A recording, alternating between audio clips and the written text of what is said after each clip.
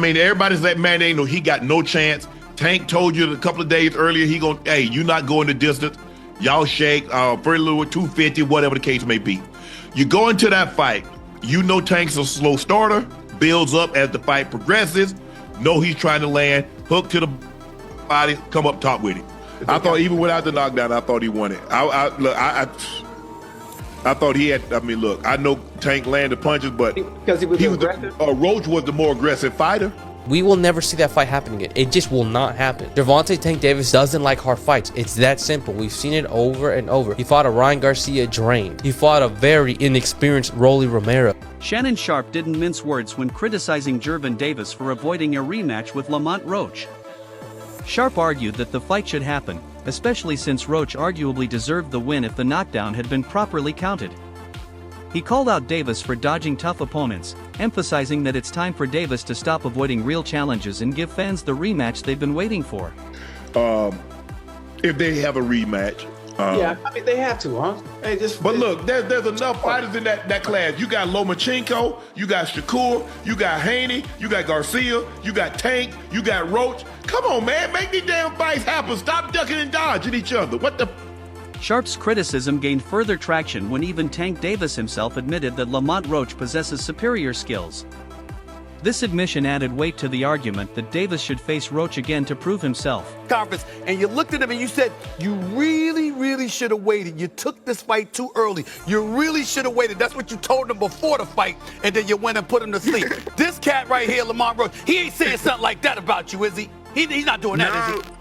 No, but Lamont had more experience than Roach. I mean, I'm bugging. Lamont had more skills than Frank Martin, for sure. Okay. I got it. Many boxing fans and analysts predict that Gervonta Davis will likely avoid a rematch with Lamont Roach, pointing to his history of sidestepping tough challenges. This perception is reinforced by Davis's past decisions, such as not pursuing a second fight against Ryan Garcia or other high-risk opponents throughout his career. We'll never see that fight happen again. It just will not happen. Gervonta Tank Davis doesn't like hard fights. It's that simple. We've seen it over and over. He fought a Ryan Garcia drained. He fought a very inexperienced Rolly Romero. He will not fight Devin Haney. He will not fight Shakur. He will not fight Pitbull Cruz again. He will not fight Lamont Roach again. He will not fight Tefimo. He will not fight He will not fight those guys. That's just not who Tank is. Davis's underwhelming performance against Lamont Roach left fans disappointed and raised questions about whether he's still at his peak. The absence of his longtime trainer, Calvin Ford, further fueled speculation that Davis struggled without his guidance. Some believe Ford's departure played a significant role in Davis not looking as sharp as he once did. So Tank Davis versus Lamont Roach goes to a majority decision draw, with Tank retaining his WBA lightweight title. Now, I did not score this fight a draw. I had it 7-5 to Lamont Roach. I thought he had the ring generalship and effective pressure. He was landing the jab and effective combinations. Tank, as usual, had a very low output, and he was relying on one big shot. I gave Roach the first 3 rounds, Tank the next 3 rounds, and then Roach 4 the last 6 rounds to win the fight. Not to mention, Tank did take a knee in the middle of the fight. By rule, that should have been considered a knockdown. Yes, it was to get his mouthpiece, and that's why they didn't rule it a knockdown. But anytime a fighter takes a knee, that's a knockdown. And that would have given Roach 1 more point to win the fight. Now, I'm sure they'll run it back. I mean, Lamont Roach absolutely deserves a rematch. He just had the fight of his life. He wasn't scared to go toe-to-toe with Tank. Landing his combinations, the bigger counters, and the more effective shots. He definitely deserves a second payday. Now, in the co-main event, Gary Antoine Russell put on an amazing performance. I think he won 11 or 12 rounds against Ryan Valenzuela. Great hand speed, good combinations, masterclass to win the WBA title. And then in the featured bout, Alberto Puello beat Sandor Martin to retain his WBC title. He landed the cleaner left hands, definitely won the last 2 to 3 rounds to edge the fight. But overall, good card. I do think Roach won. Davis also faced criticism for his lack of focus during the fight against Lamont Roach. Analysts suggested that his mindset wasn't fully in the ring, which may have contributed to his subpar performance. Many fans agree, pointing to potential distractions outside of boxing as a factor in his struggles during the highly anticipated matchup. I feel like Tank overall, like the bigger picture, he just wasn't focused for real. He, doing a lot of arguing in the ring and just a lot of stuff that wasn't like, he wasn't just focused. He wasn't all the way locked in the ring. You heard him say something like, it's a lot of things going on outside the ring that he was leading up to the fight, and shit, that's natural, what I'm saying? It's normal. Shit, I was going through the same thing with this last fight, you know, so I just feel like he just wasn't focused. The first bout between Tank Davis and Lamont Roach drew significant attention, culminating in a pay-per-view (PPV) by rate of 149,000. While respectable, these numbers fell short of expectations, sparking discussions about the factors that influenced the event's commercial performance. So, Rick Glazer is reporting that Gervonta Davis and Lamont Roach sold 149,000 pay-per-view buys. And he tweeted this report at Turkey Ala Sheik. Coincidence? Truthful? Do you trust Rick Glazer's reporting on this issue? If you do, let me know why. If you don't, let me know why not. But you best believe I have a long video coming on this later today. Y'all be sure to check that out. We'll see y'all soon. Peace. In the lead-up to their initial fight, Lamont Roach secured a clause in the contract guaranteeing him an immediate rematch. Roach expressed his readiness and eagerness to face Davis again, emphasizing that the decision to proceed with the rematch ultimately rested with Davis's camp. I happen to be a boxing fan, that the fact that I do watch him fight, you know what I'm saying? Like, I really like boxing. Are you open to immediate rematch? In my contract, immediate rematch was signed. I signed for the immediate rematch when I signed for the first fight. Right. Just in case he lost or just in case it was a draw. So when you got a rematch clause, how long will you take it? It's up to the A side and when they want to fight. So I'm thinking it's going to be soon. I'm hoping it's going to be soon. Let's say that. What is soon to you? When you say soon to me, I'm thinking a month. I'm thinking July. I'm thinking July for sure. When asked about the possibility of a rematch with Roach, Gervonta Davis appeared uncertain. He indicated that he did not expect the rematch to happen within the current year, leaving fans and analysts to speculate about his future plans and whether he would ever agree to face Roach again. Want that rematch next, and if so, how likely it is that we're to see that fight happen again this year? I'm not sure, bro. I'm definitely not sure, but hopefully we could get it before. Nah. It probably won't be this year. Is that the one you want next? It's definitely the one I want next, but it's not gonna be next. Well, what is? You might see it in a minute. You definitely might see it in a minute. Henry Garcia, a prominent figure in the boxing community, voiced skepticism about Davis's performance against Roach. He pointed to the absence of Davis's longtime trainer, Calvin Ford, as a potential factor that may have impacted his performance. Garcia also suggested that external issues outside the ring could have played a role in Davis's struggles during the fight. You could say Tank won. There's no way. Do you think that he's diminished in some way, or do you think that just mentally he just wasn't there for the fight? Well, a little bit of both. His age is catching up to him. His legs aren't there as he used to be. And, he switched his trainer, could be another factor. With Barry Hunter being the head trainer and Coach Calvin being outside. Yeah, but he snapped at Calvin too. So that's, there was something going on. I really don't know, and I couldn't really speculate on that because I don't know. But I know that something was bothering Tank because Tank is a good fighter and he's out to hurt you, but hey, Lamont Roach stood his ground, and he did a great job. Some boxing professionals have criticized Gervonta Davis for allegedly cherry-picking opponents throughout his career. They argue that Lamont Roach, initially perceived as a carefully selected opponent, ended up presenting unexpected challenges. This outcome has fueled speculation that Davis may avoid a rematch to protect his undefeated record. I think Tank been cherry-picking for a long time, but I think Tank got the talent to be an all-time great. He just don't want to have a resume for whatever reason. So I think this is going to force him to go see people. Step up a little bit.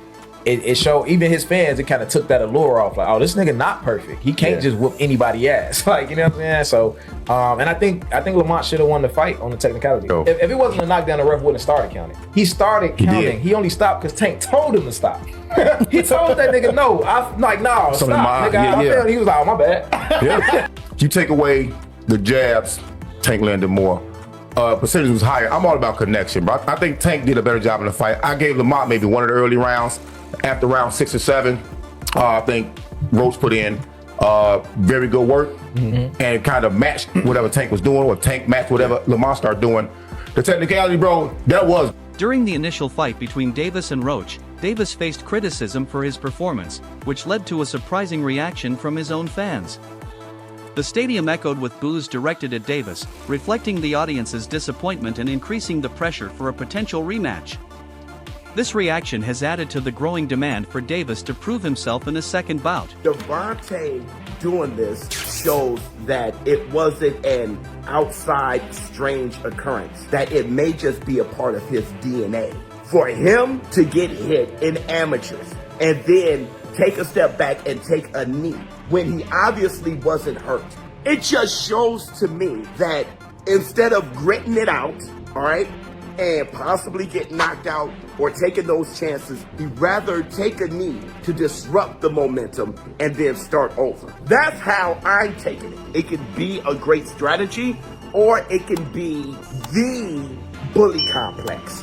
That when you meet somebody and they're not fearing you, or they're not retreating or backing away from you, and they're showing poise and the ability to withstand your output and give some back, like any bully, they kind of unravel. Canelo Alvarez shared his thoughts on the controversy surrounding Davis's decision to take a knee during the fight. Alvarez suggested that such an action should have been ruled a knockout, implying that the referee's decision to overlook it was questionable and potentially flawed. He take a knee. You need to lose like 10-8 that round at least, no? And plus the corner go up and put it a towel in the face. That's a disqualification for sure. The 9th round of the Davis-Roach fight became a major point of controversy. Davis took a knee, which was not officially ruled as a knockdown. The New York State Athletic Commission, NYSAC, later admitted to a technical issue that prevented officials from properly reviewing the potential knockdown, further fueling debates about the fight's outcome and fairness. To override his decisions or knockdowns. Some skeptics have suggested that Willis's call benefited Davis unfairly, but we do not subscribe to that notion. In our long experience judging fights, we see no evidence of favoritism, only a referee prioritizing the physical safety of a fighter who appeared compromised by an eye injury. Which I actually get. I understood that statement because, hey, look, Steve Willis he didn't call it a knockdown. You take a knee like that looks like a knockdown, all right? So I think it's going to be very difficult for the New York State Athletic Commission to review this and then call it a knockdown. Because here's the thing. The fight could have gone completely differently if Gervonta was told that it was a knockdown officially. Gervonta could have then responded differently because, let the truth be known, Gervonta didn't even know it was the 12th round when it was the 12th round. He thought it was the 8th. Forgot where he was at. He thought he was still in the 8th round. He thought he still had rounds to go. 12th round. He said, damn, it's the 12th? Yeah, it's the 12th. Addressing the 9th round controversy, Gervonta Davis explained that he took a knee because something got into his eye, and he didn't want it to be noticed. He admitted his lack of awareness about the potential consequences, stating, "Asterisk, I didn't know I could get disqualified for this." Asterisk, this admission has sparked further debate about the fight's outcome and whether the incident should have been handled differently. I must say, do it enough. Can you describe what the feeling was like in the ring? And was it to get the towel out, to get the burn out of your eyes, or what was going on? And I didn't want to get caught. I didn't want to get caught while my eyes was burning. And like, you can get knocked out like that. So I'd rather take the knee than, But I didn't really know that you can get disqualified for all that. Or when you start counting, I'm like, what the hell? Following their contentious bout, tensions between Gervonta Davis and Lamont Roach spilled over onto social media, particularly on X, formerly Twitter. Both fighters engaged in public exchanges, debating the outcome of their first fight and the possibility of a rematch. This back and forth has kept fans and analysts hooked on the ongoing saga. Forget that, let me take a knee. That's a knockdown. But either way, it looked like they may have an immediate rematch. Roach and Gervonta Tank Davis goes back and forth on X, and here's what they say. It seems to me that, okay, if the New York State Athletic Commission overturns the result of the fight, then yeah, it's an immediate rematch anyway. Like Lamont Roach said, he has it in the contract. But If it remains a draw, it looks like Tank's still going to push for the rematch. And I'm hearing that, you know, the fight that they were going to have, which would delay this rematch, was a fight with Pitbull. You could argue that a rematch with Lamont Roach would be far better than a rematch with Pitbull. But let me know how you feel in the comments below. Showbiz adult. Several boxing analysts have reviewed the Davis-Roach fight and concluded that, even without counting the controversial 9th round incident as a knockdown, Lamont Roach appeared to have won at least 3 more rounds than Gervonta Davis. This analysis has intensified calls for a rematch and raised questions about the fairness of the initial decision. That's why I call it a cherry pick, and he got his ass kicked in my opinion. I know people gonna come for me, but I had him winning. I had him up at least 3 rounds. Oh.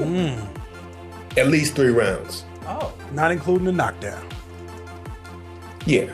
Oh. It was, to me, if it would have been 116, 112, I'd have been okay with that. So in Roach's favor. You let your psychology get to you too, huh? Hey, I know what I was watching. What did you have it after 4 rounds, Zatel? 4 rounds. 2-2. I'm sorry, after 6. Why did I say 4? 4-2. Because I had it 4-2. 4-2 Davis. I had it 4-2 Davis. What did you have it after 6? I had it 5-1 for Roach. For Roach? He said, okay, nigga, I brought you on the show, now. That's why. Listen. At That the first end, round, I felt like I had Roach winning. Judges give the first Yeah, round at to the end Tank. of 12, I had 7-5 Roach. Yeah, I had 7-5 Roach. Say again? Didn't some of the judges give the first round to Tank? I think so. I think he might be right about that. How? He landed 1 punch. Yeah. Roach landed 3 punches to his 1, and he was the aggressor. How did Tank win that round? Yeah. Because he's Tank, Naeem. A growing sentiment among boxing fans and analysts is that Gervonta Davis may avoid a rematch with Lamont Roach.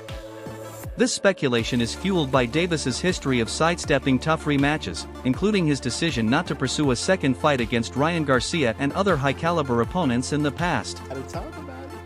We gotta talk about it. So, Tank officially came out and says that he wants to put this rematch as early as May. Now, if that were to happen, Lamont Roach gets a second time to prove himself. Now, in my personal opinion, his stock has already risen.